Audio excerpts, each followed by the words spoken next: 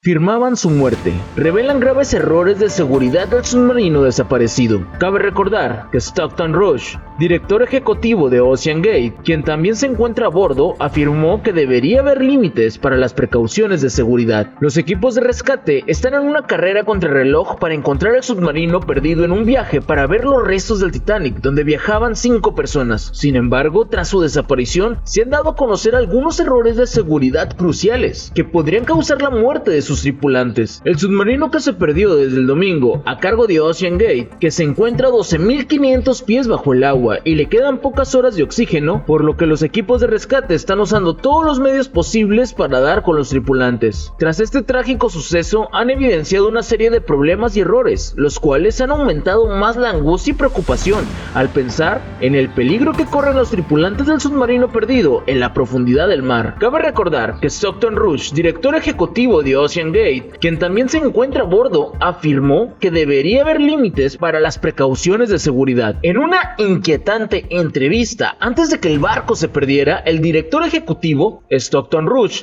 que está a bordo, afirmó que debería haber límites para las precauciones de seguridad. Uno de los errores, y tal vez el más importante, es que la alertada de que se perdió contacto con el submarino Titán fue hasta 8 horas después. La Guardia Costera de Estados Unidos tuvo conocimiento de que se había perdido comunicación con la nave 8 horas después de que se perdiera con su nave nodriza. El Titán era transportado por el Príncipe Polar, el cual zarpó de City Jones en Terranova el domingo por la mañana temprano, 1 hora y 45 minutos después de iniciada la expedición. El submarino perdió contacto con la embarcación de transporte, por lo que se entiende que el submarino perdió contacto con el Príncipe Polar menos de 2 horas después de su expedición. Sin embargo, no se alertó a las autoridades hasta 8 horas después. Ocean Gate estuvo involucrado en una gran demanda por temores sobre la seguridad del submarino, cuando un ex empleado, David Lochrid, afirmó que fue despedido después de que planteó sus preocupaciones y exigió que se implementaran controles de seguridad más rigurosos en el subordinado. Sin embargo, los archivos legales muestran que Ocean Gate demandó a Lochrid, quien era responsable de la seguridad de toda la tripulación y los clientes, por revelar información confidencial sobre el Titán. Pero Lochrid posteriormente presentó una contrademanda, donde alegó que había sido despedido injustamente de su cargo por ser un denunciante sobre la calidad y la seguridad de la embarcación. Pero eso no es todo. También existió una escalofriante desaparición el año pasado. Un ex pasajero que se embarcó en el viaje para ver los restos del naufragio dijo que el barco se perdió debido al mal tiempo del verano pasado. Los pasajeros del viaje, incluido el reportero del CBS Sunday Morning David Polk, nunca tuvieron la oportunidad de ver el naufragio después de perder la comunicación con el barco de superficie. En el clip resurgido de la expedición, Polk dice: "No hay GPS bajo el agua, por lo que se supone que el barco de superficie debe guiar al barco de naufragio mediante el envío de mensaje de texto".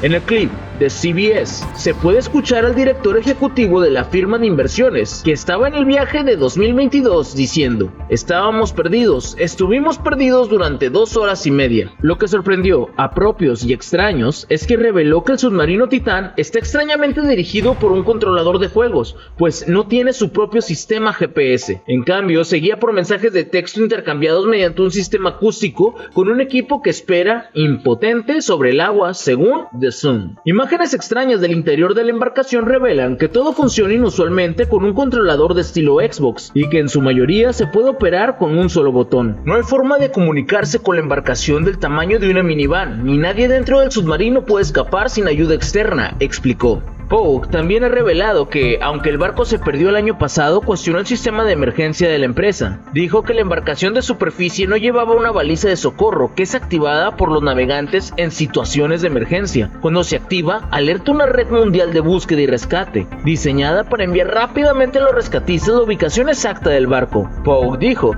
"Este sumergible no tiene ningún tipo de baliza como esa. Además, el submarino no está regulado. Los suboperadores en el pasado han explicado que el Titán no había sido aprobado por ningún organismo regulador. Los turistas que emprendan el viaje en el Titán deben firmar un contrato antes de abordar en el que se hace que los pasajeros reconozcan que el submarino es un buque experimental. El contrato escalofriante también establece que su viaje podría resultar en lesiones físicas, discapacidad trauma emocional o muerte. Por si no fuera poco, también existen cuentas inquietantes de expasajeros. Invitados anteriores y periodistas que arriesgaron sus vidas para hacer el viaje han contado historias de fallas de radio y luces parpadeantes a bordo del Titán. Mike Grace, quien trabaja en el clásico programa animado de la televisión estadounidense Los Simpson, hizo el viaje el año pasado en el submarino y dijo que las fallas de comunicación eran comunes. Él dijo: he realizado 3 inmersiones diferentes con esta compañía, una en el Titanic y otras 2, y casi siempre pierdes la comunicación y estás a merced del clima. Renata Rojas, una banquera que visitó los restos en julio pasado, describió lo que sucedió cuando el sonar falló durante su viaje.